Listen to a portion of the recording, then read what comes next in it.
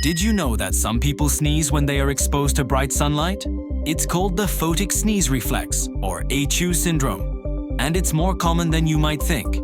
Scientists think it's genetic, and it happens when the nerve in your face, the optic nerve, gets its signals crossed between your eyes and your nose. When that happens, your brain stem, which is like the base of your brain, gets confused and sends signals to your face to sneeze. Even though nothing is actually tickling your nose hairs, your brain is just making a connection between the two.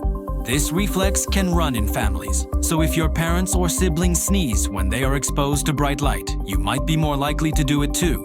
And now you know that this is a thing. You can also share this post with a friend who might have this weird reflex too. Follow for more daily science facts.